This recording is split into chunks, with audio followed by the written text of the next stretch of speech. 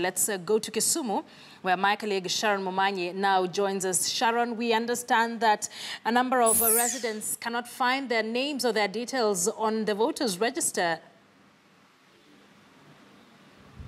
Right. Good afternoon, Akisa. That is the case. We were speaking to some of the residents here earlier in one of the polling centers. Up to 200 of them actually decrying that they cannot find their names on the voter register. And it is a query that we have raised with the IEBC officials on the ground, saying that they will be responding to this in just a bit. That is happening on one side. Right now, we are at the county tallying center. That is a Tom Mboya Labour College, which is a county tallying center, and preparations are underway. But Akisa, this is a very crucial county, one that is known to be a stronghold for the opposition if all the elections in the past are anything to go by. And just in 2013, we remember that Raila Odinga garnered 96% of the votes here. That is 337,232 votes. Presidential vote is what he got here last time, with President Uhuru Kenyatta garnering only just over 4,000, about 1% of the vote here. But this issue of the voters not getting their names on the register is an important matter that we seek to get a response to. But also just looking at the mood around the city, we have been going around the different polling centers here. There are about 1,032 polling centers in the county. And the mood is not the usual vibrant Kisumu city that you know of.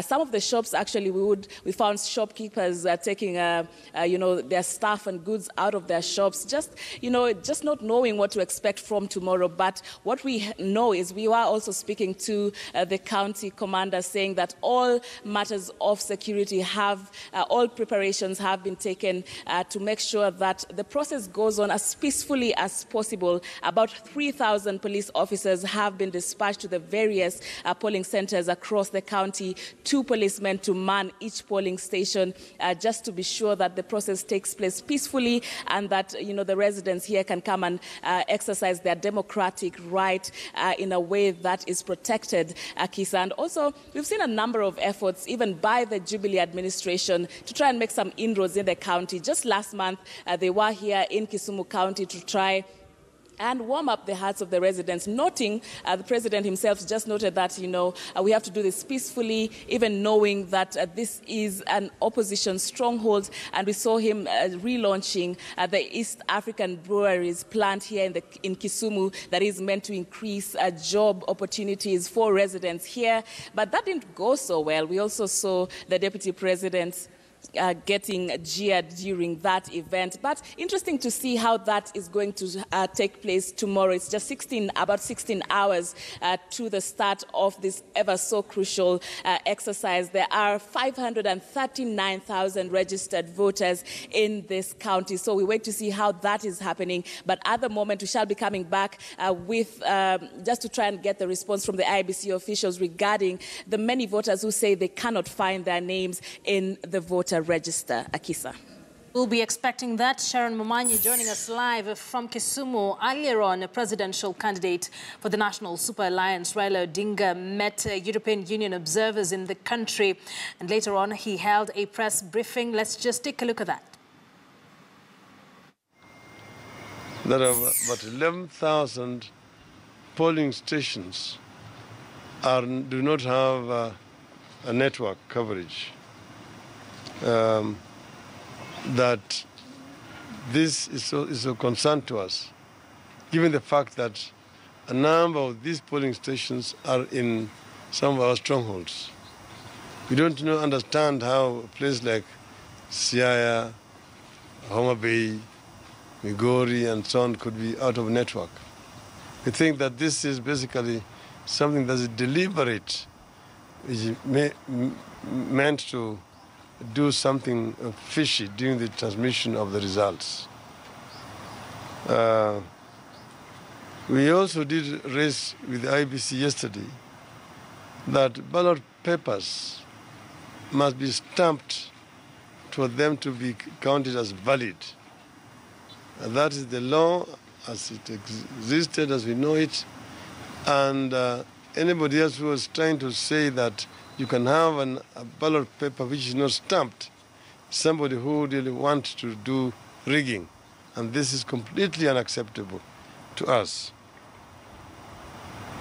We would like to also raise the issue of our security forces. Attempt to try to use the security forces to intimidate voters tomorrow. And we said that, for example, in Kisumu already there are some menacing police officers who have been taken there. And he's saying that all this is aimed at suppressing turnout in our strongholds.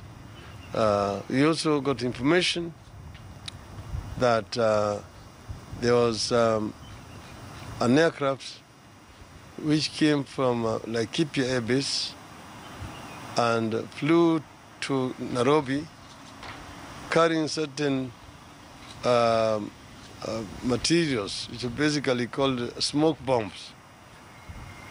These smoke bombs are not like tear gas. They produce a lot of smoke, which can be very scary if they exploded.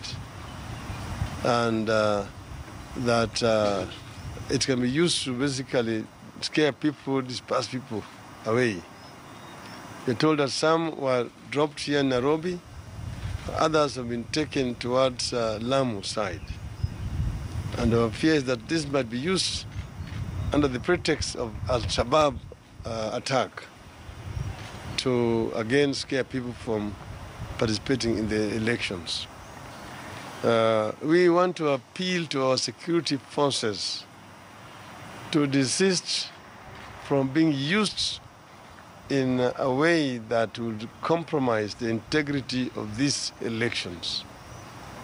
My colleague, Honorable Musalia Mudavadi, who is the chairman of our elections board, is going to be addressing the media later on today about some of our latest discoveries, what we have uncovered lately, coming, for example, from the Inspector General of Police, giving instructions that people in the Jubilee strongholds must vote by midday, because after midday, tomorrow, the AVIDs are not going to function. They're going to charge them off so that they can vote manually. So we really also want to take this opportunity finally to appeal to our supporters all over the country to turn up in large numbers tomorrow. Don't feel intimidated. This is a historic moment for you, my fellow Kenyans. Don't run away from your place of voting. Don't be scared by this empty threats and intimidation by Jubilee. It is all just meant to instill fear in you so that you don't exercise your democratic right in these elections. Please be Kenyans, be a Kenyan patriot, turn up tomorrow and vote in these elections. Don't be scared. Vote for change for our country.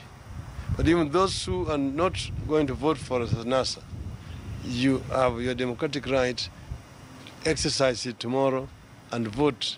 In so doing, you'll make Kenya a stronger place, and a stronger country. Finally, I want to also congratulate my worthy opponent, Honorable Uhuru Kenyatta.